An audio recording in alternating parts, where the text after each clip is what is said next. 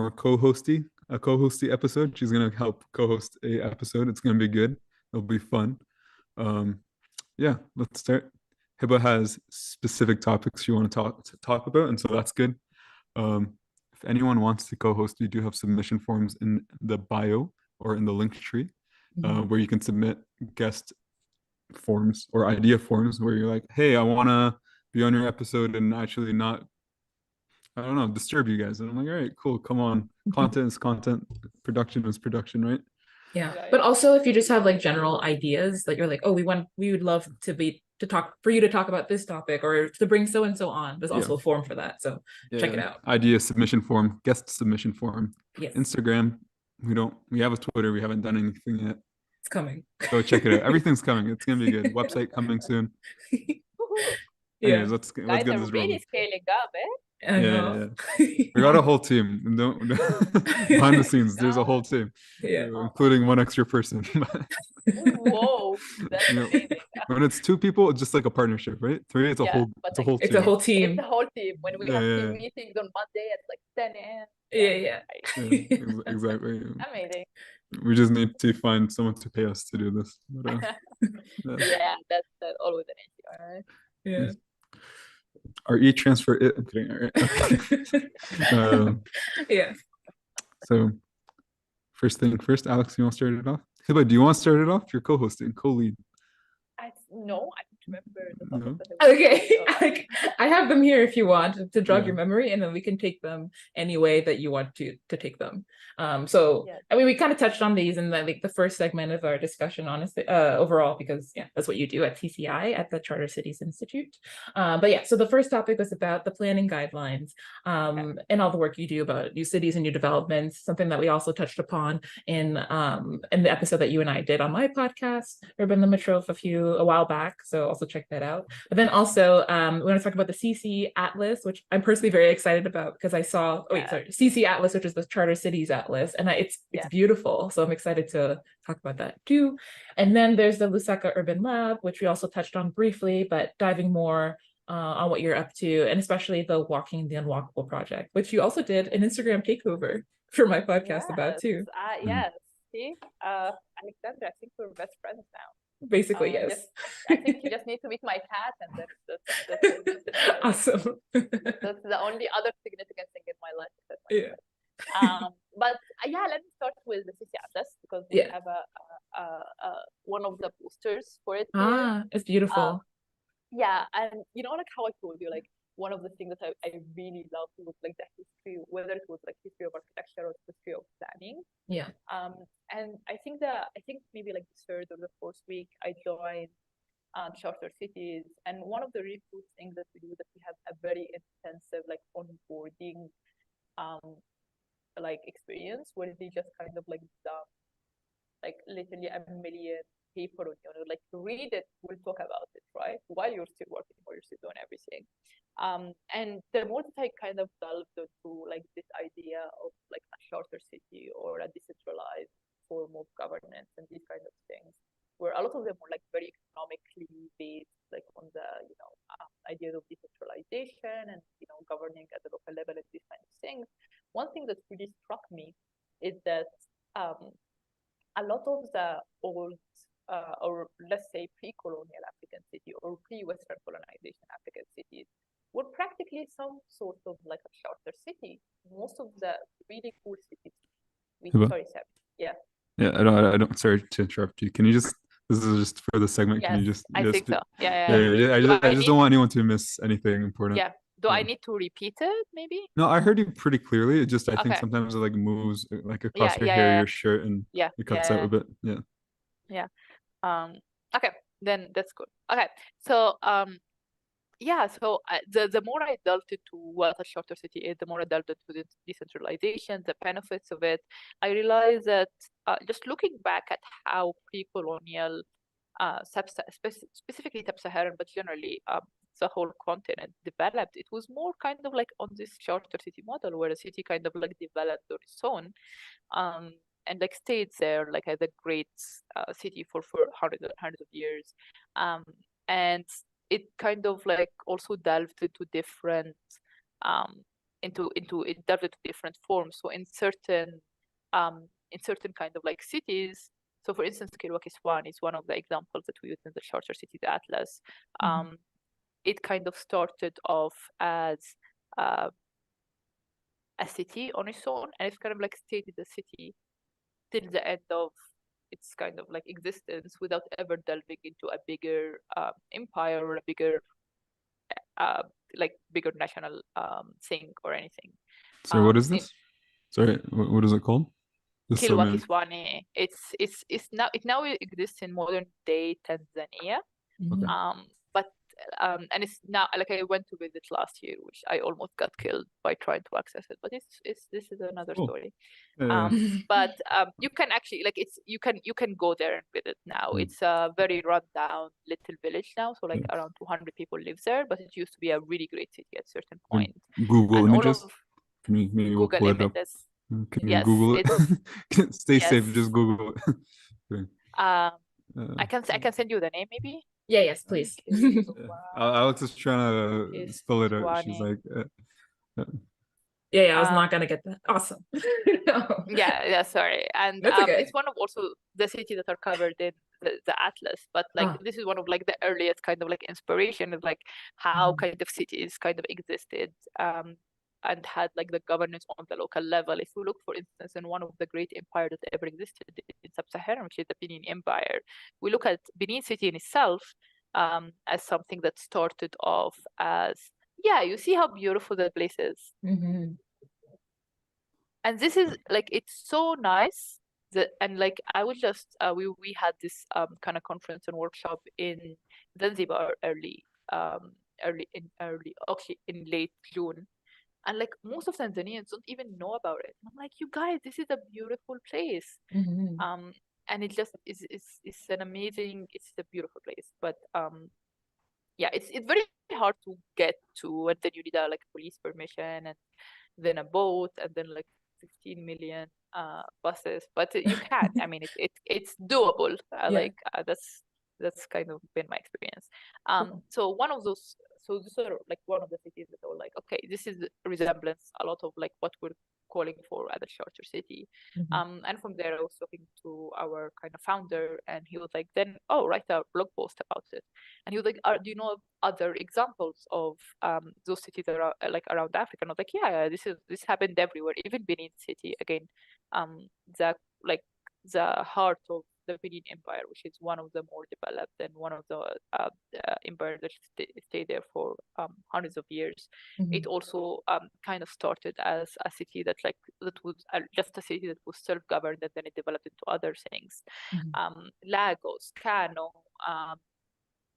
like so many examples literally from around the continent. So we wrote a blog series about it, about those cities that kind of were actually really strong in their city sense, and the fact that a lot of like the nationalization happened post-colonization, and like, you know, they either developed naturally into different things, or they kind of were kind of forced to be part of the newly kind of founded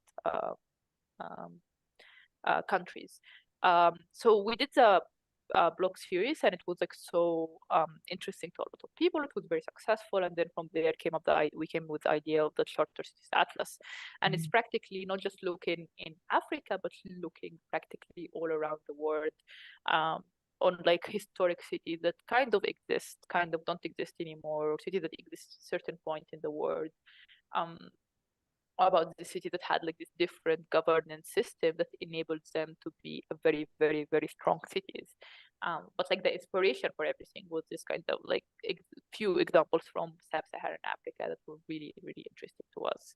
And then the more that we researched, we realized that, for instance, Tangier, which is one of my favorite cities on the whole continent, is at a certain point, it literally had a charter. We looked at examples like Venice or Lubeck from Europe. We looked at Cuba as one of the examples of the Americans. So this is in Central America, some in current day Honduras, of a really great city that kind of existed on its own while other cities were part of other empires. So we have all of those like kind of really cool examples. So we put them into a website where we kind of rolled out a city every month. So the Charter City is kind of like an interactive, really cool website. We rolled out a city every month, and then we were like, we'll do something more. We're turning it into a book now that you can actually buy. It should be out in November. Nice. And you can actually go to the website now and like do the kind of pre-sale link, and we can send you the link once it's out. So you can sign up for the pre-sale. So it's gonna be a really cool, nice, like coffee book, yeah. coffee table kind of book. Yeah, it's gonna be it's really cool. It's really interesting. And yeah, this is just me like delving more into my love and my kind of rants on cities. But it's also cool to also look back at our cities and just realize that not all cities develop in the same way. Cities are completely different and are really interesting, but they all have this like commonality and these really interesting stories. And I think it's very significant. I honestly think it's very significant, especially for the continent, because we always, and most of the research is done like post-colonization or post-European colonization and everything before that. It's like those cities didn't exist before colonization. No, they did, and they have a history, and they're beautiful, and a lot of culture came from there. And a lot of the problems, I agree, a lot of the problems came from that period of colonization, but some problems came from before, and we cannot really trace we cannot really solve those problems if we can trace this whole idea and this whole history. So yeah, I think it's just really important to look at cities' history and like try to learn from it. And yes, that's why, so this is the city atlas, and we're gonna have also like posters that people can buy and stuff like that. We're kind of experimenting with the quality and stuff now with the printing, but yeah, this is the story of the city atlas and kind of turning my city city rants into something a bit more. But no, you have a very beautiful website. Like that website's like really well done. Right, it's so nice. No, it's so nice. Yeah, I was like mesmerized looking at it the other night, and I'm like, it's like a storybook, and I saw the like cover. I'll try and pull it up, but like the cover of the book that you're selling, and I'm like, I'm so excited. Like I feel like as a kid, like I spent a lot of my time like in libraries, and like my favorite section of the library, like, other than like fiction and obviously reading all the stories, there's also like I love the nonfiction section, and just like looking through like some of these books. Like I feel like when you learn about history, like when they say like fact is stranger than fiction, that's it. And so true. And this is the kind of book that like I know me as a young me would have like devoured, like seeing it. But yeah, I'll try and pull it up. I was gonna say, do you guys plan, and sorry if it already exists, do you guys plan on doing like an interactive map? Because I think that would also be really a map. Really cool. For the cities, no, but we have one of our projects that another researcher is leading is the new cities map, which is practically, because like charter cities are, the whole idea of it is like also we do a lot of research into new cities. So he kind of put all the new cities that exist anywhere around the world on this map. So if you that's also like anyone who's doing like significant research on new cities, this is also something that is kind of the interactive map. That's amazing. For the city atlas, not really, because we have only 12 examples, but I feel that's a really cool idea, and we'll look into it, Sammy. Thank you. Awesome. Oh yeah, no, I think people love interactive things. They'll spend hours just clicking. They're like, oh my god, it opens up. Oh my god. Yeah, this is fun. Look at this. I love this. No, this is it reminds me, it's like very engaging. Like it kind of gives me like video game vibes, but also like you're about to go on this adventure. It's awesome. Our friends at Adorable Group AG, they kind of like designed everything. So this is a partnership between CCI and AG. I think also like I think this is one of the really cool things is like when you get to have a chance to work with other creators or other people that like you think are like have the same ideas or as you. I think it's really I think it's cool, and it makes things like more interesting, and people come with different perspectives. So yeah, working with other people is always cool. That's awesome. Is it okay if I ask a couple of technical questions? I know you guys probably went over it on Alex's podcast, but I'm just go ahead, please.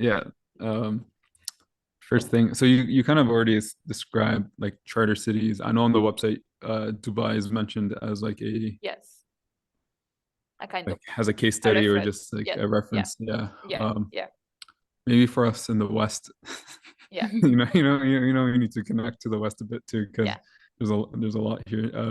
What would some example? Are there any examples of like charter cities kind of out and about here too So in the if we, Americas? so if we look at history, we'll find a lot of, because I think that's just naturally how cities kind of develop, Yeah. which is like on a very decentralized kind of manner. So Lübeck, for instance, in Germany, that in itself was a charter city. It had an actual charter where the city was governed through. If we look at how, for instance, how Venice was developed or how Athens was developed, Athens had its own, like Athens, like Athenians, it was a city that was a city state that was just self-governed. Same for the Venetians. They were self-governed for hundreds and hundreds of years. So if we look at the history of cities, we'll find a lot of examples of that. But we also, if we look at current day Americas or current day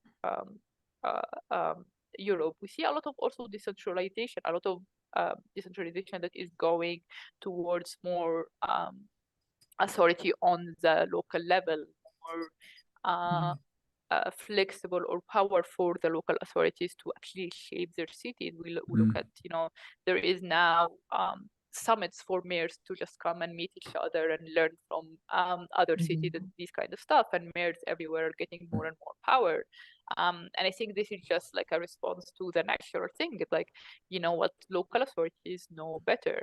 Like in Egypt, for instance, which is, I think it's a really interesting thing, and I think it's also exists in other places around the world. But anyone, I mean, especially older people, so my mom's generation, stuff like that, from outside of Cairo, calls Cairo Egypt. So they call Cairo Masr. So they don't call Cairo Qahira, they call Cairo Masr.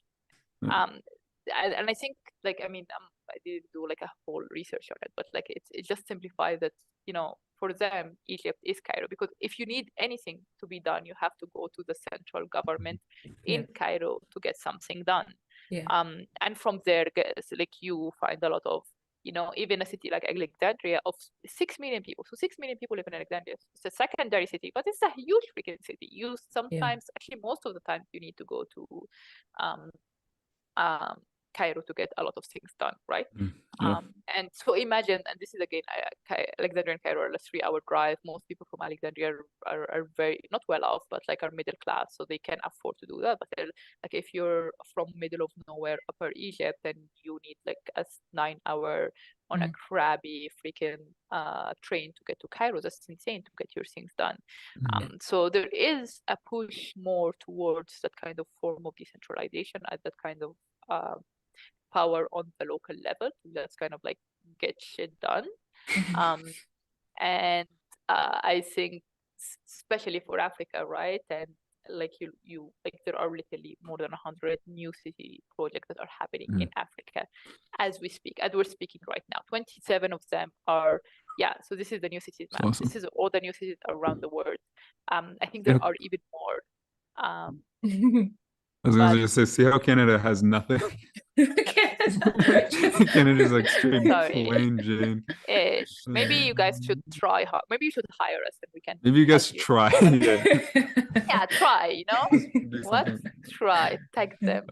So and we see a lot of like, and this is also again with the kind of hatred thing. A lot of those new cities are actually really horrible. A lot of them are kind of like really bad design. Don't have any like economic incentives, especially in places like Zambia or Angola, where you're really trying to lift people out of poverty. Those cities are not doing that. They're planned for upper classes. They're planned for middle classes to escape the actual cities, right? So when people criticize like new cities, like I understand, we're on your side. We understand that a lot of those new developments are really bad, but we also look at examples like, for instance, Dubai, which we can agree or disagree on how good of a design is Dubai and blah blah blah. But does bring a lot of investment. A lot of people from all over, like Oh, from Egypt, the dream is to always go to Emirates to work there. It's just a yeah, lot of way better money than anywhere like yeah, you can find in Egypt. So you look at those kind of examples and you understand that, okay, so maybe new development can work. But the way we're building new developments now, it's not gonna work. They're just not working. Um, and I think this is what kind of CCI sees a gap, right? That there are a lot of new cities are being built. They're just being built wrong, and there is an opportunity that they can be built right. And I think this is where we come in. We're trying to help all those cities to be built right. Not all of them, but some of them at least. Yeah. Follow-up question. Me and my follow-up question. So charter city, a city that almost has more of its own governing kind of identity, right? What would the difference be from a charter city and a city state, almost like Singapore? Or are they kind of within the same wavelength? So I think when we like say a charter city, you understand that, like, and this is one of the things that I think TCI does very well at, like, countries are different, backgrounds are different. That's why, for instance, we have like 4 different examples that we always come back to from history, because we can't just have one example. It's like, hey, this is the right example, Dubai is the right place, or Singapore is the right place.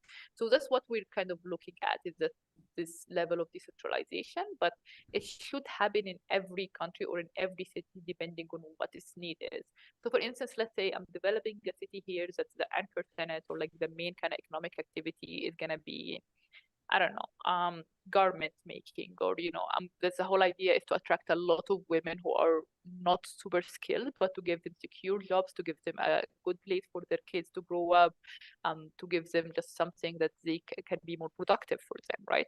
So for that, for instance, I would say a charter city would work towards getting more kind of like a one-stop shop for facilitating the investments that are needed to start this garment business, or to attract, or some sense of like a social security on the kind of local level, that the city in itself can help the woman who's going to work there after like they're retired or something. You don't have to go back to the state to get their pensions or whatever, right?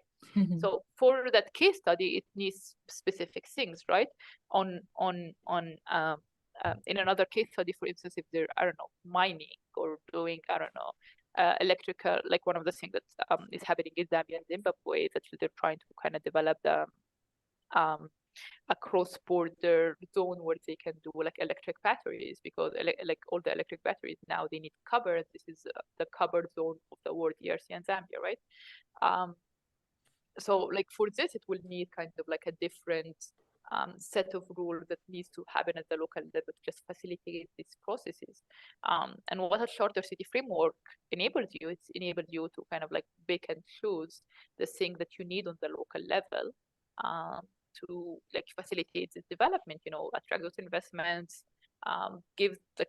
practically create jobs. Like what Africa needs more than anything, and this is like more than walkability, more than anything I will talk about, is productive jobs. Is productive job. That's all people like, and that's what everyone will tell you. Like, what do you need? Like, no one is gonna talk about sidewalks. No, like I just need a good paying job, and I'll figure it out. And this is what I truly believe in. And if you look at the example of the informal settlements in Cairo, this is what you see. Once people got a little bit more money, they were able to just they were able to plan better than anything else. So like we draw a lot from how city states kind of developed. We draw a lot. Singapore is one of the main examples that we look at. But we like rely that the framework in itself shall be used and should be used differently based on like what are you trying to develop or what you're trying to achieve, and especially the context of the different of the different countries. Well, in a charter city, we always say that like whatever city is gonna like the devoured kind of authority on the local level, it should always kind of like respect international agreements, the criminal law, like these kind of major things. Yeah, there shouldn't be messed with, but like on smaller things, just let things be a bit more productive and easier, and just let people work. So that's fascinating. So I know before you said kind of like you don't want, or I think it's like decentralizing, but in a sense you're decentralizing from the federal, but centralizing to the municipal, right? Sort of, yes, Yeah. sort of. So not just the municipal, but also we look at a lot of the how cities are or how new cities are being developed currently on the continent, and we find a significant like private-public partnership. So practically a lot of like city managers that come from the private sector, but the city itself is developed on a like a private-public partnership. And in other cases as well, there also there are cities that are completely private. And there are cities that are completely public. So a lot of the cities that are being developed in Egypt right now are a state initiative, right? So practically, right, like, and I mean, okay, let me rant about this bit. But like the issue with a lot of the new cities that are being developed, that they don't have an economic backbone. They're just housing projects with maybe a services area, and that's the issue why a lot of them fail, and a lot of them are empty, and a lot of them are deserted, right? And then we don't think about like this economic backdraw or background, so they don't really benefit, you know, the poor, or they don't even like they're not even created for the poor. They're too expensive for the poor to access them, right? So people kind of live in the city, then work in a different city, and then you create congestion. It's a whole ass mess practically, right?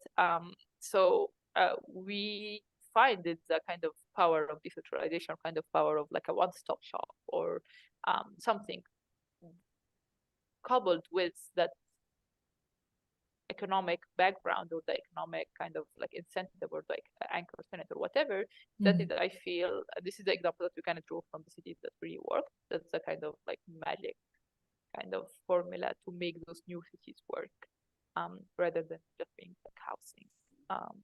I don't know, initiative or whatever. Yeah, that's very interesting. So Alex, sorry, I feel like I just bombarded with questions. I was like, No, it's good. It's good to dive deeper into what charter cities are and kind of like their impacts. But I want to break down a bit more what you're talking about, that economic lens, because it's something that both Sammy and I are interested in, and like obviously also what we like studied as well. But yeah, no, like when you're talking about that importance of creating jobs. Like I'm thinking from my first-hand experience, like going to, like I said, going to Lubumbashi, and like meeting like my family, but then also like my family's like friends, and there a lot of them are youth. And I think the saddest part for me, like going there, was that idea of there's a lot of like untapped potential. Like I think there's two things. That there's a lot of people who like want to have a job but don't have the skills, and there's the skilling required, and they're missing that, and they need that. And then there's the other thing, at least in the context of like Congo, in the context of where I was, is that you have a lot of highly educated people and no jobs whatsoever. They're like, I know all about HR. I am a business major. I did this. I studied this. There's nowhere to work. And so I'm like here working, like I'm selling shoes, and there's like this, like a bit of anger, a bit of frustration, and a bit of like, no, I mean, you don't really know what to do, because you're like young, and you're just trying, and you've like done quote unquote everything right, and you're trying to then advance your life. But there's nothing in place for you to do so, or there's a lot of barriers into getting certain jobs. Like we can go on into all the reasons why in these contexts, but I think that idea of like focusing on the economic, like I said, having that economic backbone to actually create places that people can live in and can afford to live in and like want to live them, then ultimately create an ecosystem for growth. But anyway, but going back to, you're talking about, or you touched briefly on some like examples of cities that were successful in doing that.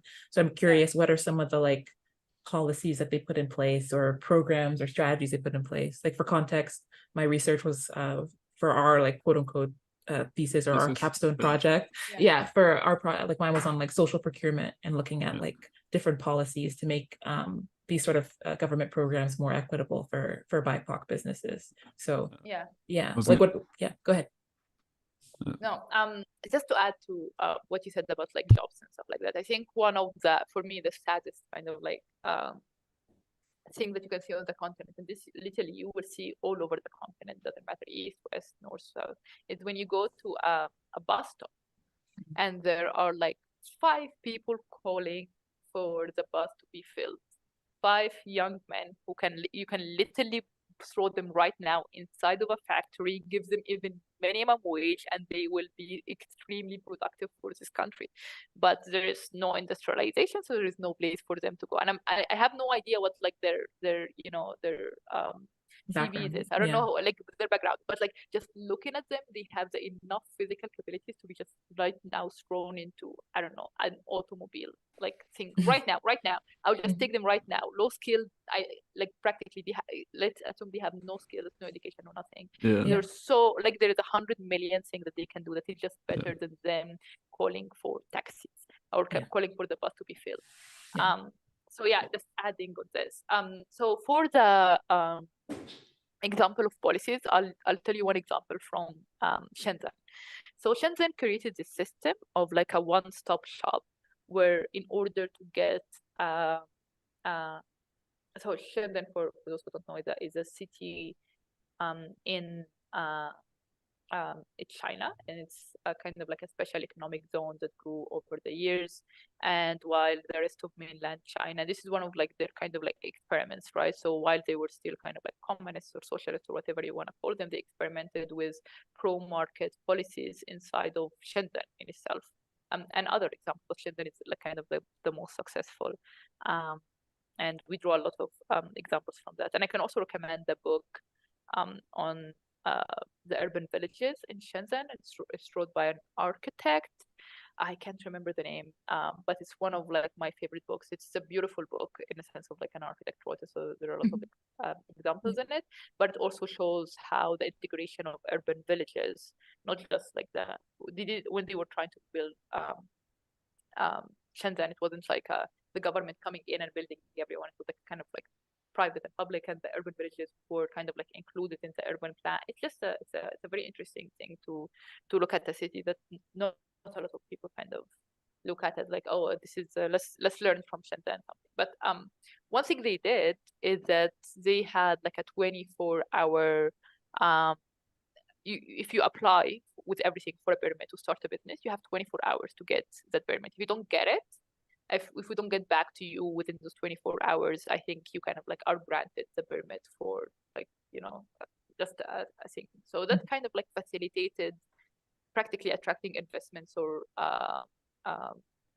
starting a business very easily. And this also, it wasn't just for businesses, but they also had like similar systems for getting a permit to build a house or, you know, do these kind of things. I was literally just yesterday for a research that we're kind of finalizing, which should be out there for October, and I'm really excited about. And it kind of delves into bad urban laws on the continent. So just like examples of bad urban laws from everywhere. And we're turning into this really cool, like an interactive map, Sammy. So get your interactive map, where you can like go to the country and just like click there and read about a really horrible law and these kind of things. So I was finalizing one part where for Ghana, for instance, it takes, I think, 170 days to get a permit to build a house.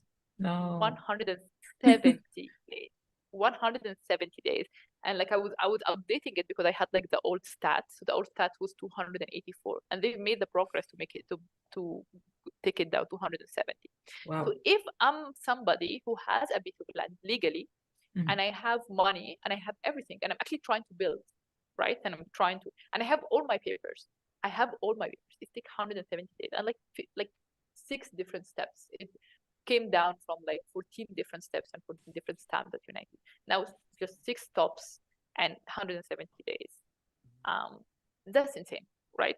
Yeah. So by doing that, like by doing this 24-hour thing in Shenzhen, like imagine the amount of like things they got done on this thing. And you can't really do it on and it's one of the examples you really can do it on a national level, because again, like how are you gonna put 1 billion people are gonna give them the access to collect for all of them to submit business requests on the spot, right? But on a smaller scale, you can kind of like, oh, let's do that and see how it works, see if it actually works, if we can actually do it. And they managed to do it, and there are a lot of like data and research on the numbers of things they were able to kind of like process once they had the 24-hour system. And it attracted a lot of investment. So this is one of the examples that we know that like kind of like really worked for Shenzhen. yeah, there are a lot of examples that we can do also like from Dubai in the sense of like attracting investments. Like easily, you don't have like this is, you don't even need to know to be an architect or be in charge of this to know that, but you don't have a personal tax thing. Like you don't pay there is no personal taxes in Dubai, right? So people just go there, like even influencers from all over the world, they just go there and they would rather live in a really, really, really over expensive city than pay taxes for the American government. Or I mean, well, Americans, I think they need to pay taxes everywhere, but like other nationalities, it's just easier for them to live in Dubai and not pay personal taxes on the money they're making, but just, you know, live a very luxurious life and put that money back into the city. I'm not saying that we need to do that in everywhere around the world, but for Dubai, for the like image that Dubai is selling, for whatever they're trying to achieve, it works for them, right? So these kind of policies on the economic side, and you know, once you kind of like structure them based on what you need to achieve, I think they really work. And on a city level, it really does work, right? So yeah, I think those are just the two examples off the top of my head I can think of. That sounds great. I'm sold. Okay. Let's all make enough money to move to Dubai, so we don't have sold. to. Yeah. Let's Or get if you move to Dubai and they give you enough money. Right? Yes. No, I think we need to be like TikTokers first. Yeah. That's my millennial dream. What do you think we're trying to do here? Yes. Okay. We're one step ahead of you. Oh my God. The whole goal is Dubai. Take us there, guys. We can talk more about Dubai. We'll meet up there for our next episode. Next episode, right? No, we made it, guys. Welcome. Oh man, the dream. You know, it's funny. A lot of people go like, I would never do that. It's like unethical. But I'm like, if you know you can live a tad more stress free, you just yeah. And like I also like think it's not my vibe. Like I like public gardens. I like walking, and like the design of it is horrible, right? But like if I have like, but wait, if I have millions of dollars, then I have my own private like garden, and I can sit there, and then I can like go out and eat whenever I want. I mean, I might consider it. Maybe not now, but you know, if I blow up in TikTok or my pics of my cat blow up on Twitter sometime, maybe. Maybe. Yeah, maybe. No, you know, you're speaking of this is like the nightlife. Yeah. The countries here, the cities here have no nightlife, right? Oh, okay. Yeah. Yeah, I don't know if you know this. In Canada, the nightlife ends at 11. Like, go home. Yeah. Go well, good night, everybody. Because I know in Egypt that the day starts at night, right? Exactly. Yeah. It's too hot to be out in the morning. What do you mean? Yeah, exactly. No, yeah, same. Yes. Yeah. Same thing in Greece. Like, I just came back from Athens. And yeah, no, I forgot. I was like, I'm like a night owl, and I forgot why until I went back, and I was like, oh yeah, this is my people. I can feel it was a heritage thing. It's innate. I'm just a night owl for a reason. But yeah, no, it's too hot. Yeah, it's too hot. It's just too hot. Like, and I have so many pictures of like places in Alexandria. Like, we don't have a lot of public spaces left, but the few public spaces that are left in the city, you can easily like look at. I have pictures of them in the morning and in the evening, and they're super filled in the evening, like kids at like out in like the summer at 12. Literally, actual kids like they playing soccer in the low corner. It's great. Well, like with the whole family, I was like, oh my God, this is a different, like, probably my mom did the same, but like 12 at night, and like, of course, you're not gonna go out in the morning. And it's summer, right? So the kids don't have school. You can sleep in. It's gonna be okay, right? Yeah. There's other things to do, right? Like you got your chores, you got your this, you got your that. Yeah. You know, it's a night we go out, and it's really interesting. Yeah. One more point for Dubai, I guess. Yeah. Only one more point just for the Middle East, for the nightlife. Yeah, I guess. It's almost everywhere over there. Here it's like right? I moved to Toronto for my master's. I'm like, oh, maybe there's a bit more nightlife. I'm like, do you guys want to go get food? And it's like 10 or like 10:30, 10:45. Everything's closed. We can't. Like on the Friday and on the Saturday things are open, but like but Sunday. but barely things are Barely, open. yeah. I would think Toronto is like the cool. I've never been to Canada, so I can't judge. But like in my head, it's like I don't know. This is. I mean, Drake is not cool, but it's as cool as Canada's gonna get, right? So it's like this is I think we're getting there, but there's a lot of like hesitancy about that, about like a nightlife and things that people enjoy. like I'm thinking about like patio. Like I don't know, explain it. Like we're talking about like patios, right? There's imagine the discussions and debates that have come out about just putting a patio out. Things that are like any other city, any other place are just normal. Like it's normal to sit on the sidewalk or eat on the side or to eat outside in these different contexts. But here, we just got patios. Yeah, we just got patios and then like blew people's minds, and I was like, oh my God, we can sit next to the cars.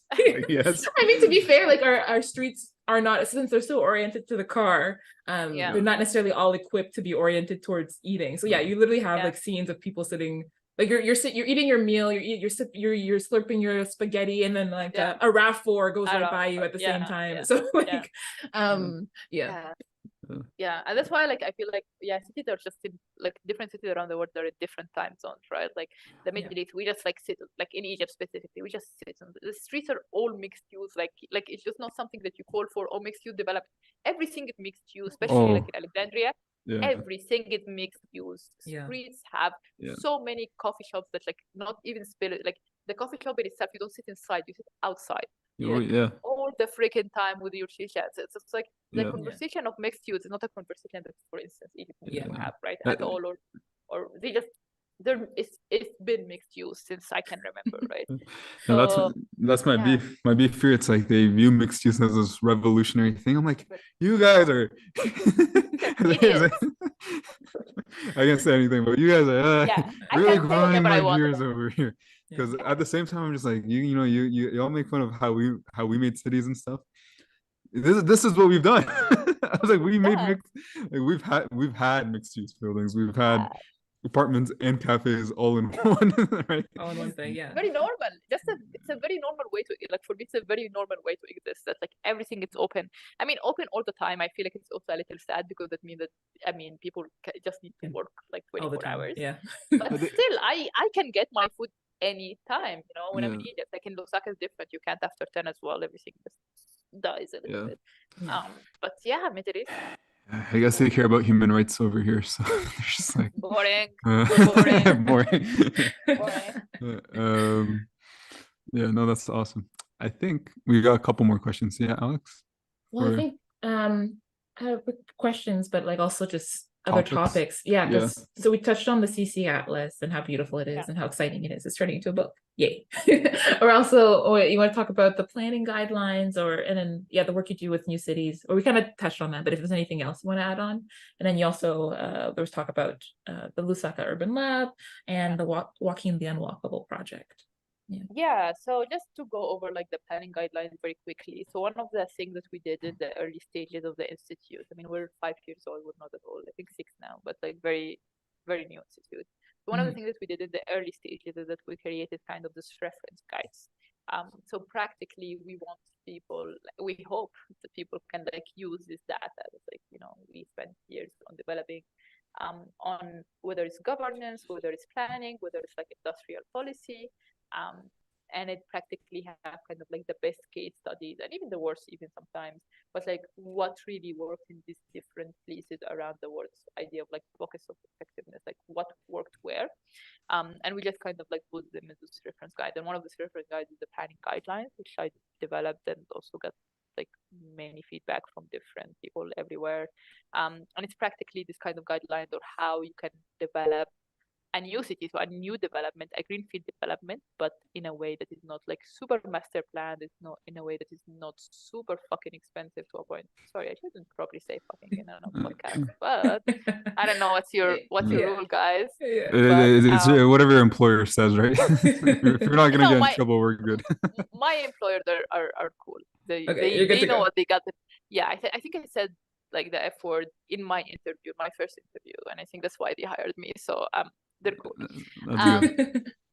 But practically it's conceptualize a paradigm based on a lot of really cool examples that we found around the world, and around the really a lot of bad examples that we found around the world where youth development was done right, or it was done mostly it was done wrong, right? But there are a couple of examples in the book that they use different methodologies to build out a city that is not completely master plan, then it's not completely expensive, because master plan is expensive and it's not really for the people. And we dive into so the paradigm itself, and then we dive into like a little bit of urban planning practices, so a little bit of like ideas on like how can we develop like street networks better, or road networks better, or the land use, how can we develop a land use plan that is, you know, not completely strict, or the building regulations, and how can it also be developed, or like developed over the years as the city kind of grow. Go into a little bit of mobility as well. It's a really cool, I think, publication. At least it looks cool. And yeah, so I think my kind of like call for action is like, please go check it out. And if you think that there are things that are smart there, please reach out. If you think things are stupid there and can be updated, please let me know. I don't know everything. I tried to get a lot of people to give me feedback, which they did. And I tried to use a lot of examples. But yeah, these are things that are meant to be updated. So it's at a certain point we can have like an updated things also from our own experiences on the ground, like at CCI. So yeah, you know, check it out, get back to me. Our work on the like in Africa in general, as I said, I work out of the regional office here. So our work mainly, it looks at a lot of city developments in places that they would let us or are interested in kind of our model, right? So we're working with a couple of like public-private partnerships that are working on cities here. In Zambia, we're working in Tanzania, we're working with the government in both Rwanda and Kenya. For instance, Malawi, they do have this secondary cities plan, like they already have like their plans out, and they have this idea that, which is kind of similar to what we do, right? It's like the idea that secondary cities can be a way to entice developments, these kind of things. So we're working with them as well. So we do work with like different, like private sector government, sometimes private sector alone if they need us in specific things. And we're expanding more and more. Yeah, this is practically kind of what we do on the continent. And a lot of that, right, is driven by a lot of the research that we've done in like the early stages of the institute, and the research that we keep doing on the ground now. That's why we kind of like had the office here, like that's why everyone was super excited about the Lusaka Urban Lab when I first kind of bought it, because like now we can learn from the cities that we're helping somebody a little bit in Cafe, which is like an hour and a half outside of Lusaka, develop a new city. But like, what lessons have we learned from a place like Lusaka? And this is where kind of our on the ground research feeds into kind of the technical assistance or the work that we do with new developments. So yeah, a coupling of desktop research and our on the ground kind of understanding of African cities. And yeah, so the Lusaka Urban Lab, as I said, I think we touched on it a little bit. It has kind of like three main focuses. The first one was kind of like a preservation or a project for call for preservation and documentation of modern architecture in Africa, and specifically in Lusaka. So the whole idea is that a lot of places like Lusaka or Nairobi was kind of like, I wouldn't say established, because you can argue that they were cities before the establishment of like the colonial power, where they established them as cities themselves. But a lot of them are kind of like newer cities. So a lot of the heritage, or the like at least free heritage, comes from post-independence. And post-independence leaders, a lot of them were kind of like USSR leaning or left leaning. So a lot of the architecture was this like brutal Soviet kind of architecture, which looks, I mean, I like it, but it's not everyone's cup of tea. But it's kind of, it's kind of like overlooked all over the continent, while like this, I see it's like this history of modern architecture is sometimes in certain countries as old as the country itself. not at the country, sorry, at the city itself, right, or the establishment of the city. And it really teaches a lot if we look at the project cycle of the building itself. So we did a documentation of one of the oldest roads and of Lusaka, which was, I mean, called Cairo Road. I did not choose that name, so everyone kind of like, hey, you documented Cairo Road because you're. I was like, first of all, I'm not from Cairo. Second of all, I do not like Cairo. And Alexandria until I die. Third of all, it just happened to be the oldest street there, and I did not do that. You guys did that. That's on you. But we did a little documentation, and we did a couple of activities to promote like the preservation and the reuse of the structures there, and also the history of the street itself, the urbanity of it. The second project that we're doing is Walking the Unwalkable, which has taken a lot of energy out of me. So it's practically centered around the RICO methodology, I feel, which is practically walking with the stakeholders. And experimenting the different kind of walks and the different like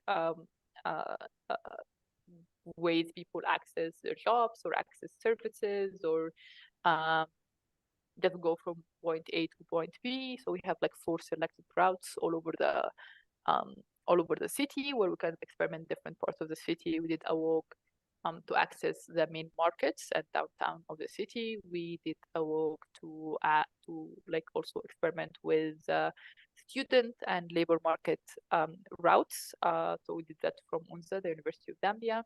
And the next 2 routes are going to be on accessing transportation. So we're going to walk in an informal settlements to access transportation on a main road.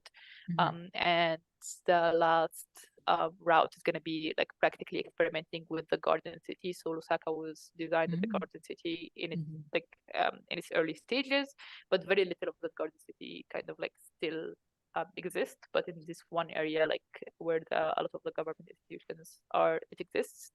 So we're kind of like experimenting with that, and through that we're using like different methodologies to kind of record the walking experiments. So sometimes we're leaning more into the like subjective parts of walking. Sometimes we're experimenting with the infrastructure part of it. Sometimes we're experimenting with the safety part of it, because walking does have a lot of like, you know, different aspects that we're experimenting.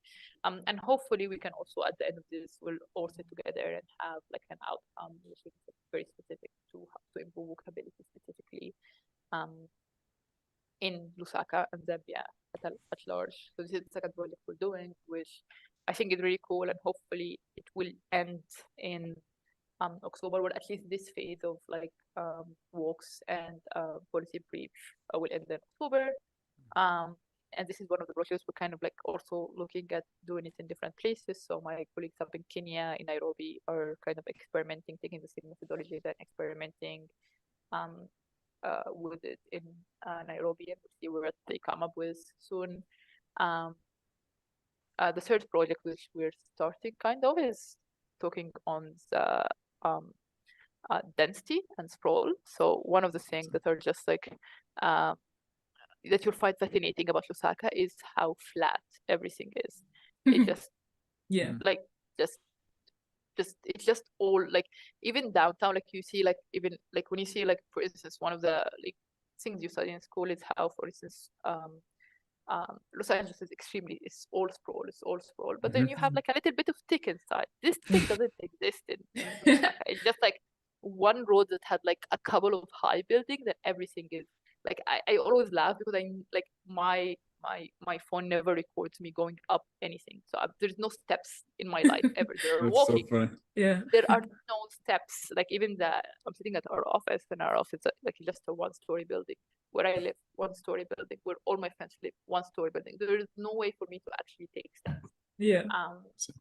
Even the mall I go to is 1-story building. Like it's insane. It's insane. So we're what we know from the research that's been done before is that like this kind of like sprawl nature of cities is practically a breakdown of economics practically. So there is no need to agglomerate. So there is no need to build up. The land value doesn't go up, or the land values is low enough for you to just like drive a little bit more. outside of the city to get something that is cheaper. So we're experimenting with pyramids to pancakes, which is a research that's What did you pyramids to pancakes? yeah, pyramids to pancakes. It's a Okay. World Bank publication. It's a great Okay. publication. Okay. It experiments on, and it looks at different. I think it looks at almost all the major cities in all over Africa, and they just look at why are certain cities build up and why certain cities don't build up, and they just kind of have this methodology of it's a really, really, really important publication, and I would like ask everyone to freaking read it because it's extremely empirical, and it tells you like they have this theory on like why cities build up and why cities don't build up, and the infill, the technology. It's really interesting. So I would really ask people to read it.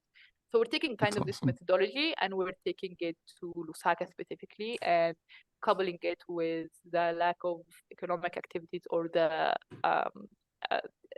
attractive economic activities, and trying to understand really why the city like this practically, and see if that's like theory kind of checks or not.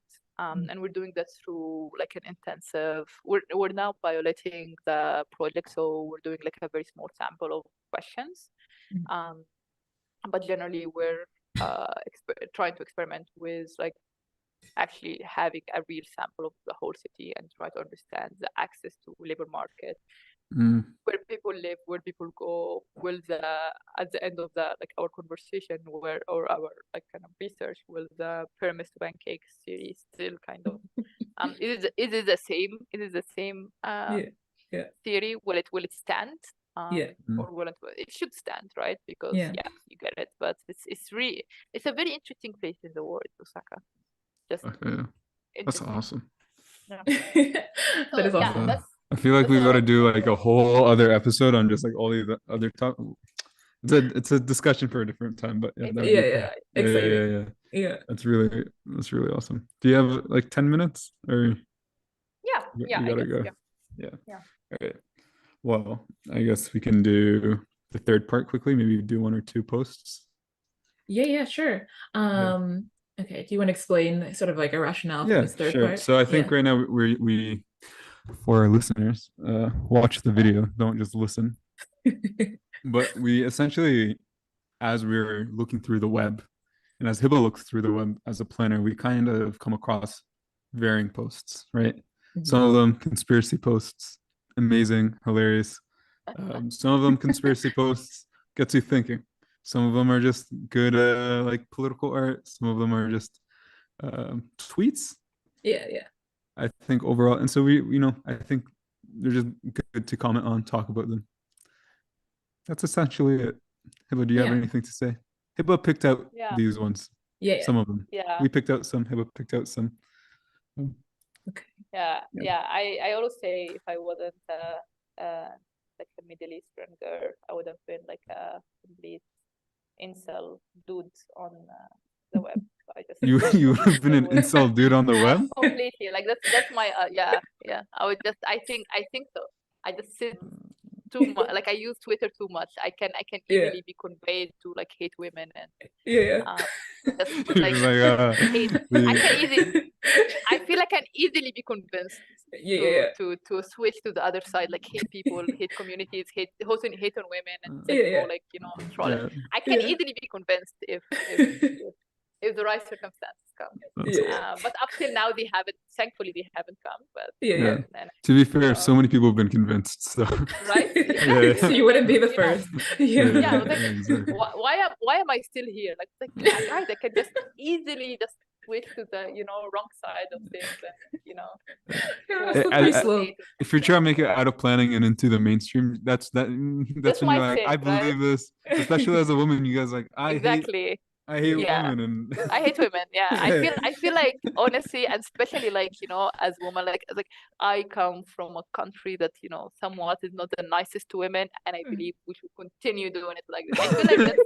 I feel that's like look at all this culture. That's a niche that hadn't been touched yet, and I feel there's space for me to corner of that market. dab in this. Yeah. But unfortunately, I'm like not so kind of Once yet. you want to move to Dubai, that's the move. Right? Yeah, I was like, that's how you yeah, get clout. You know, all these men will start Yeah. following you. You'll make yeah, some money. yeah, Yeah. exactly. Yeah, Fine. find a rich Arab prince. That's, you Yeah. know, at least my mama will be happy. So that's true. yeah. But yeah, unfortunately, I'm just a still struggling planner with accounts. But you know, you never know. You never Come know. to me in a couple of years. You never know. Yeah, we'll check back in. Where are they now? Series. Well, speaking of Egypt, of Alexandria, your first post was a tweet about the city, and so I'm just gonna pull it up here. Give me a second. Okay, so here's the first one. Yes. Maybe like, yeah, open the picture. The picture, yeah. Yeah. There we So go. so this is like, it literally went so viral. It was everywhere and people were like sending it to me. I did my actually master's thesis on the development of the waterfront in Alexandria. So I wrote on this in 2019. Mhm. But I didn't write on this. I just wrote in my thesis. No one read it, but it's okay. At least my my Yeah. supervisor read it and two of my friends heard about it. But practically it was, so one of the things that like you can see, even if you go back even like longer in the development of the waterfront in Alexandria, so this was like a colonial project, which was practically to connect Abu Qir, which is not Abu Qir, Muqtada actually, which were where the kind of governor, or not governor, even like the king of Egypt lived at this point, or didn't live, like lived in, it was one of his residence. Mhm. All the way to the kind of port of Alexandria, one of the ports of Alexandria. And it's practically kind of like, and it was just built on like two-lane kind of development, which is basically to ease up. At this point, no one had cars except, like the army, like the English army. So it was like basically a way for the English army and the Egyptian army as well, but mainly the English army, to just access the ports very quickly. And we just somehow kept adding more and more and more lanes, because I mean, the 1980s we got a little bit of money and everyone got a car. Then the 2000s, everyone who did get a car in the 1980s gets in the 2000s. And we just kept going back into like, oh yeah, we have congestion, we're gonna just add one more lane and it's gonna solve the problem. So it was just one more lane, one more lane, one more lane. At a certain point we had like, this is not the widest part of the Alexandrian waterfront, but in the widest part it had like 6 lanes on one side and 6 lanes on the other side, and in other parts it had 8 lanes on one side and 8 lanes on the other side. Wow. And this was funny because I think this happened like last year, so I haven't seen it. Have I seen it? No, I haven't seen it. Like I haven't experienced it by myself. So it was just opened, I think, in the last maybe year. Oh, wow. I wow. haven't been in Egypt for that. So it's pretty new, right? So you see that they added a literal, like the solution part of it. Like they added a literal 4 extra lanes, literally on the water. Highway. On the water. On a the highway water. on the water. Like not even by the water. The by the water development in itself is bad. But on the water. So anyhow, so they added this part, which was like freaking insane. And then like there is a picture of, again, the traffic is exactly the same. Just because it's just adding more lanes. The problem doesn't solve it. No, it doesn't. You see, like this is the part, like this is the part, it's everything, not even the part that they added, the 4 lane that they added, the already existing, how many lanes was it? 1, 2, 3, 4, 5 lanes. So now you have literally on each side, right? How many lanes do you have now? You have 10. Freaking 5 and 5. 10. Yes, 5 and 5, and the 2 extra lanes, right? So you have actually 7 and 7, 7 and 7 lanes, and it's still the same freaking problem, freaking problem. You know, and it's like, I don't know who's gonna learn from this. Like, guys, I wrote a thesis about, read it. But it's no one is learning from this. So I think it just I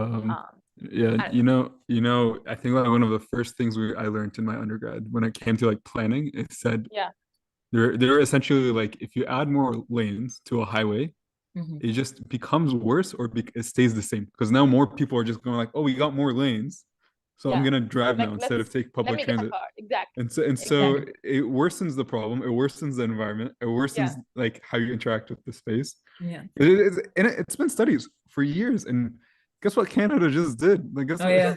That's what new highway.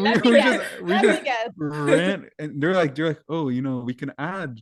They had this whole plan to add this train, because we don't have a very good train system. That's good, I guess. Yeah, but they replaced it with a highway. Oh my god. So we're going in the right direction. No. we had it. So we have a train system, but they were, I believe they were going to add like a bullet train system, or like a rapid transit system, city to city, because we don't really have that. Our current train system takes just as long as driving. Like if I take the train from where I am to Toronto, it's 2.5 hours. If I bus, 2 hours and 10 minutes. Like, I don't. But so they're gonna like, and they like confirmed it, and they made plans, and everyone was like happy and excited. And then they're like, actually, we're gonna invest double the money and just highway. Just take out some of the environment and add another 2 lanes to the highway.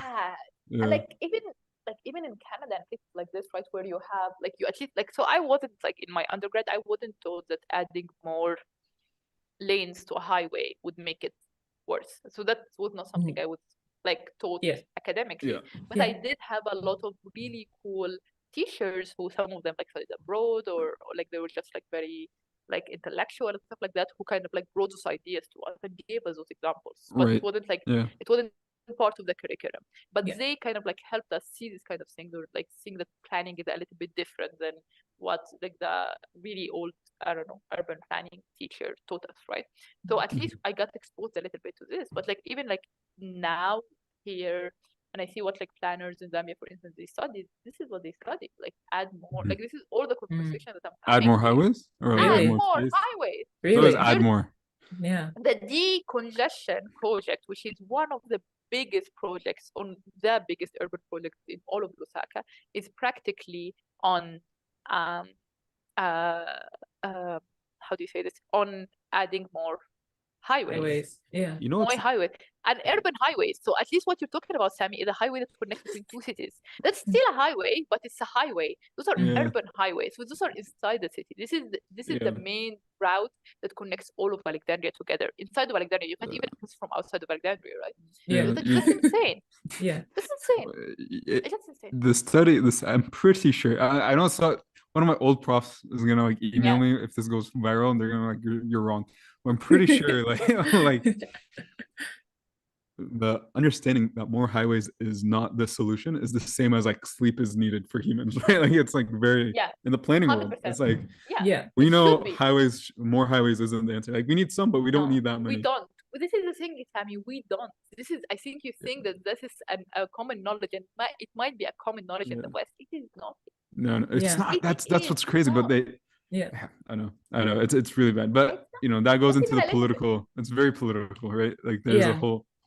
It is very political, because the whole like car-oriented development and whatever. But it's also like the education system. Like if you don't know about it, you've never traveled. If you didn't educate yourself to be, to know more, or to read more, and you never got into these kind of examples, and then now you work for a municipality somewhere, or you work for the Ministry of Local Government here, this is what you're gonna decide. Because this is what people have done for hundreds and hundreds of years, and they're just gonna keep doing it. Like add one more lane, one more highway, more cars, one more car. What's it gonna change? But I think you bring up an interesting point, Heba, about like sort of that like copycatting from cities to cities. Like, especially I'm thinking like from looking like other countries looking at the Western cities, you're like, oh, America, like, the dream and all this thing, and you just see cars and like big backyards, and you're just like, yes, let's bring it here, without understanding that like over there they're also suffering. Like, we're speaking as Canadians, Torontonians, we're also suffering. Sorry, I didn't mean to interrupt you, but the amount of like immigrants that come here, including us, but like the amount of new immigrants that come here, and they're like, what is this? They're just, like it's all over the news now, because like due to unfortunate circumstances, there's like a lot of refugees and stuff that come here, and they're like, bro, I much not like I might go back. I might go back. I was like, I might be a refugee, but I might go back. But Yeah. no, like there's some aspects, it's like unbelievable. Yeah, Like yeah. the city that I live in, Yeah. right? I remember talking to some planners and like they use it as a case study of like what not to do like worldwide. And it's in ever. Canada. It's just like, what are you doing? What are you guys doing? Yeah. For me to no, get but to yeah. sorry, yeah. Yeah. But I'm just Go like for ahead, me sorry. to get to like an amenity to hang out with my Yeah. friends, it's like a 30-minute drive in the Ish. suburbs, in the city. It's like it makes no sense. Well, That's at least in insane. Toronto, I would just like walk to the Yeah. park. There's 4 parks near Yeah. my house. Oh, I'd Yeah. walk to a coffee shop. In the Yeah. Middle East, oh, I walk to the bread store right across my grandma's apartment, right? Or like I'd Yeah. walk to the no, here it's like a 25-minute walk. And then Ish. you have to like dodge cars on the way back if you're gonna buy Yeah. groceries. Yeah. It's unfortunate. No, it's insane. And also, like, to add to your point, Alexander, about like copying, what I noticed actually is a lot of the copying doesn't come from the West anymore. A lot of the copying come from really bad examples in the South.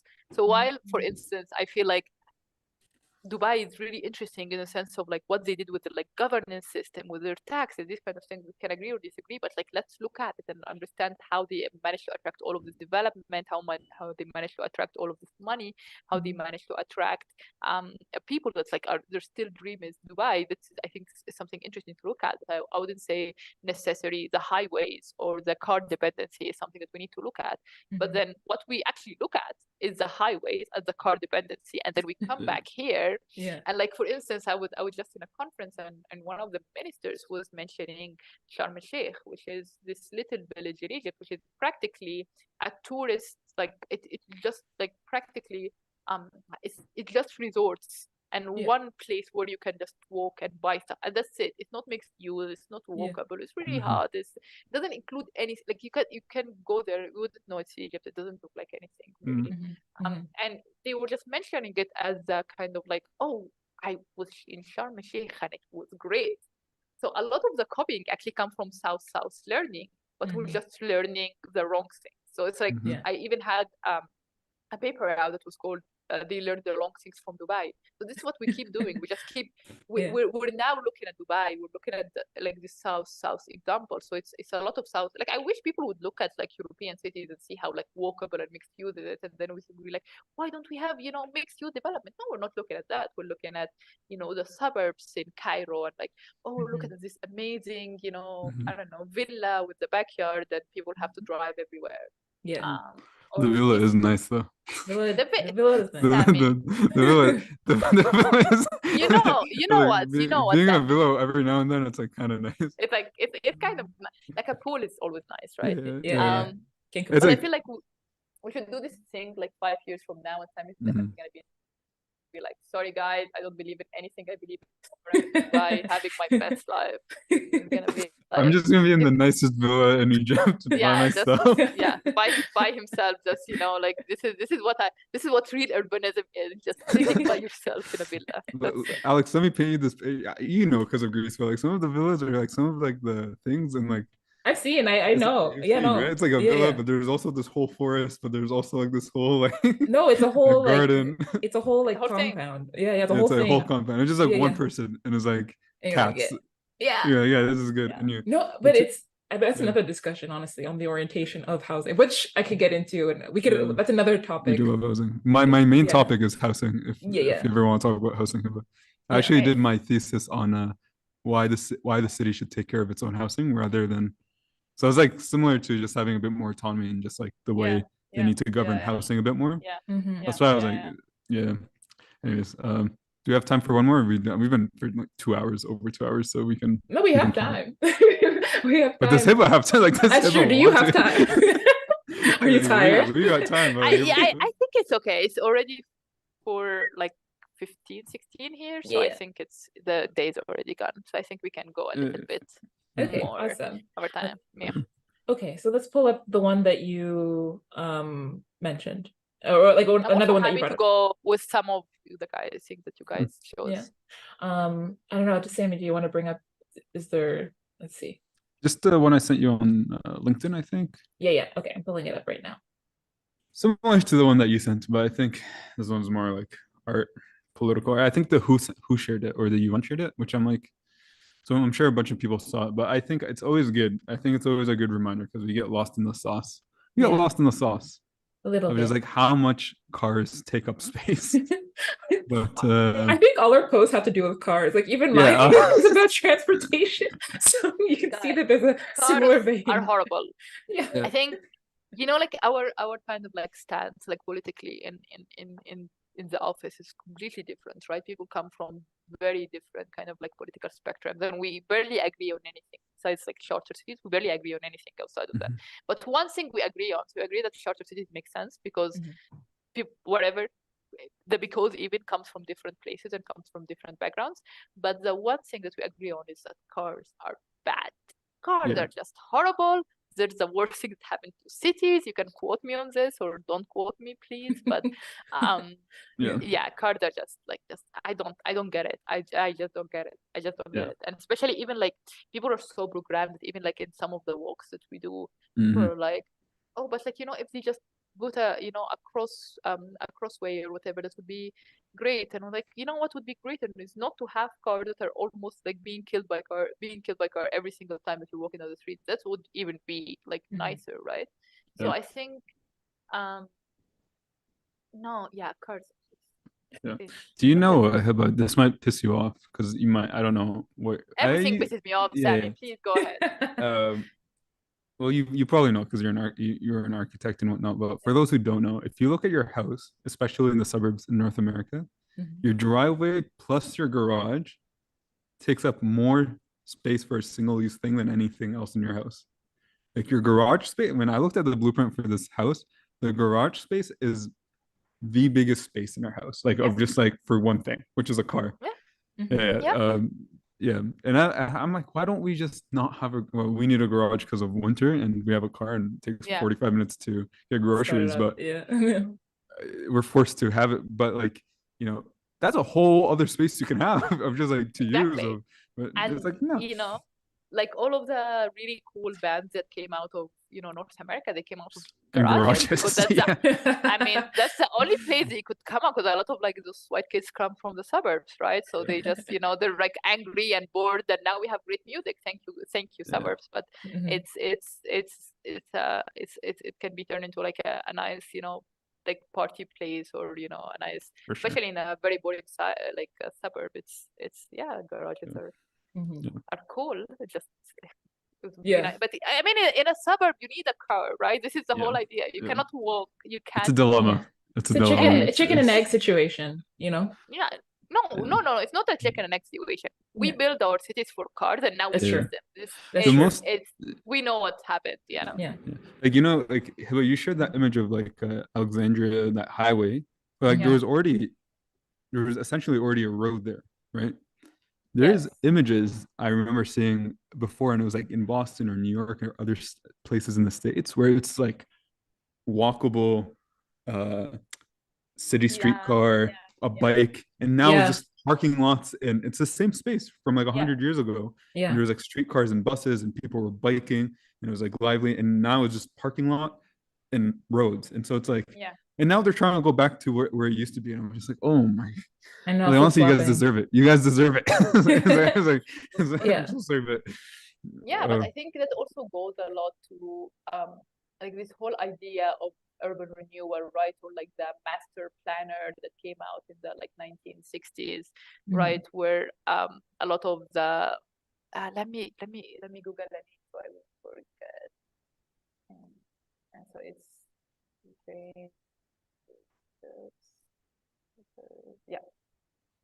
So Robert Modis, right? So what's like the whole like Dingy versus Robert Modis kind of a thing, right? Where Robert Modis, like the urban renewal, which is basically a lot of also the displacement that happened in like the 1960s to like Black communities or marginalized communities happened through those highways that they were built everywhere. So it's not just like cars coming in, it's also dismantling communities all over North America, not just the US, right? So this whole kind of like urban renewal, and like this is what drives me insane. It's like, you know what? Thankfully for us, the US have done it, and now they're crying. Canada's done it, and now like even freaking refugees whose homeland is not safe are really considering going back, being under, like There's no rockets community, rather yeah, than yeah. just, staying in cold Toronto all year in like middle of nowhere or whatever.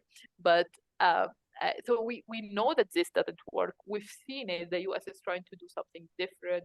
They're at least having this conversation. They're trying, and there is NIMBY and YIMBY and this all of these kind of things. And here we're just like, yeah, let's add one more lane. Yeah. One more lane. Just one more. Exactly. Well, just one more. Let's try one more lane and we'll figure it out. So that's what like kind of like really drives me insane. And like what's like if you look down at the money, right? Like those things are extremely expensive. So even if you can call like Egypt like a middle income country or whatever, look, Zambia is not. Zambia is not. DRC is not. And like that kind of money can go a long way if you just put it somewhere else, literally anywhere else.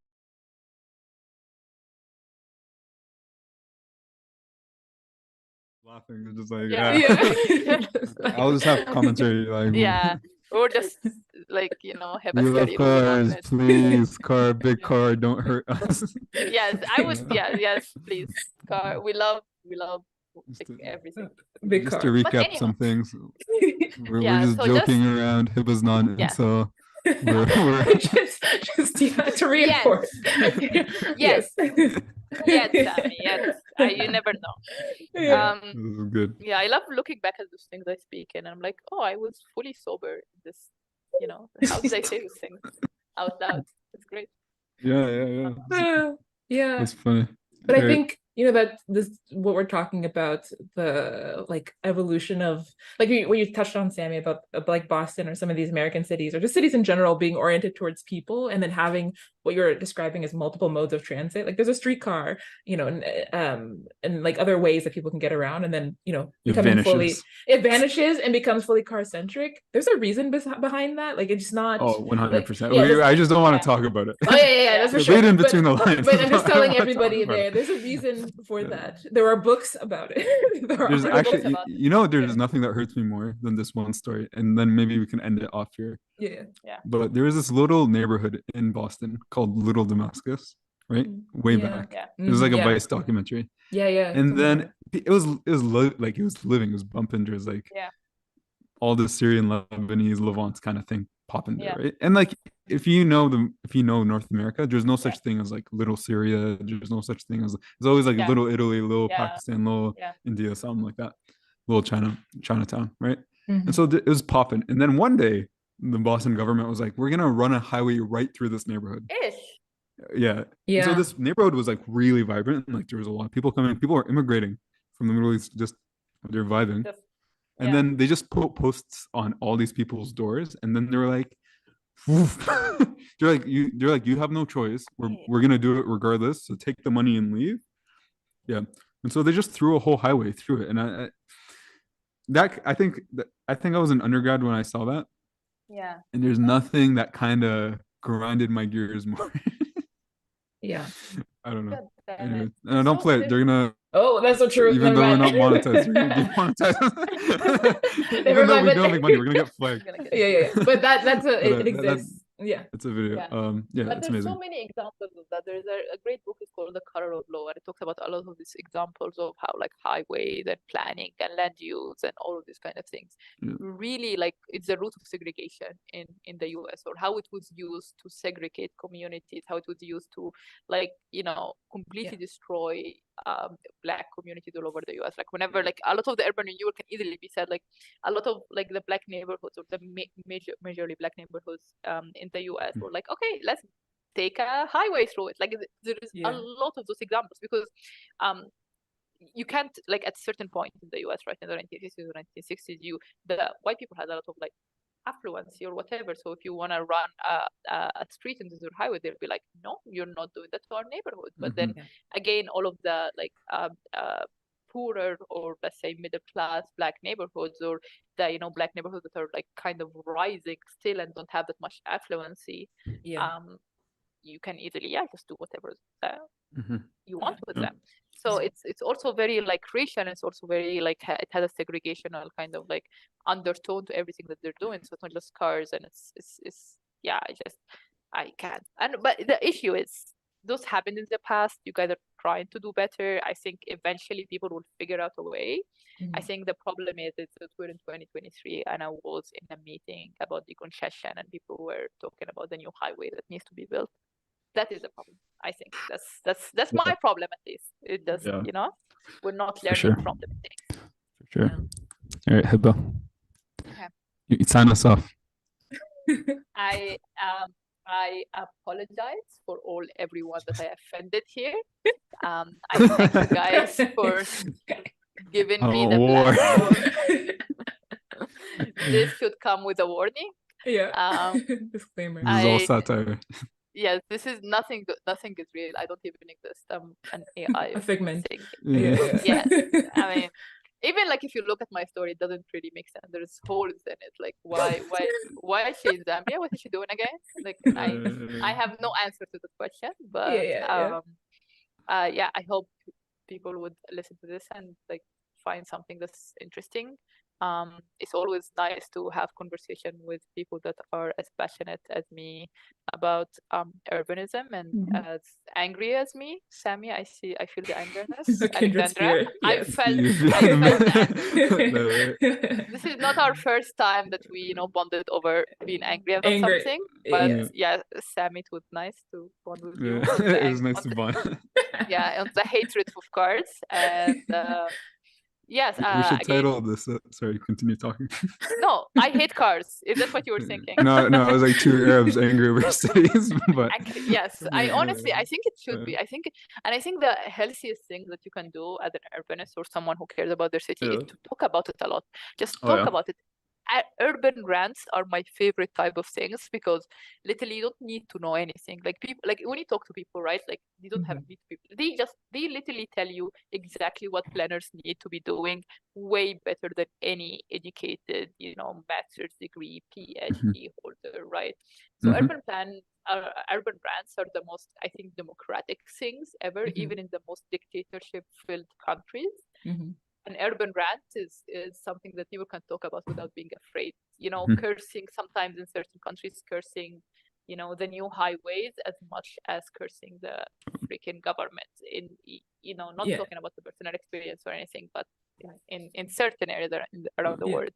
So I feel that the city in itself and the production of the city and the development of the city is something that is extremely democratic, and in that sense you can just like, no, I just hate that highway. It doesn't mean anything, but it can mean a lot of things at the same time. That's good advice right there. Just rant. Talk about it. Renting allows you to exercise what's in your mind, so it's good. Exactly. Rant. It allows you to take that anger on the government and just like you just hate the highway. Didn't say anything, just hate the highway. So just you live in a region long enough, you know how to rant. But no, thank you guys for having me. It was an amazing conversation. I really enjoyed it. Thank you. You spent like 2.5 hours with us. That's amazing. Appreciate it. It's okay. Thank you for listening to me, guys. No one ever listens to me for that long. So you set the bar high for like all of our the next interviews. Much excitement. So like, subscribe, do things. Sorry. No, just saying less editing with future interviews. Give that, hopefully. There's not much editing. Like besides that part you told us to cut out. Everything else it's gonna be there. But yeah, no, this is great. Thank you so much. If people want to urban rant more or listen to more urban rants, you know what to do. Like Sammy said, like, comment, subscribe, share, follow. And then if you have, things you want to rant about, we have our forms in the description box in our link tree where you can propose your ideas and we can chat more about it. Once again, Untitled Planning, Instagram, Twitter, everywhere. Heba, you'll find her everywhere. Go check out Alex's podcast with Heba, part 1 essentially of this, but a year ago. It's amazing. Thank you. And we'll stop recording. Okay, I'm done.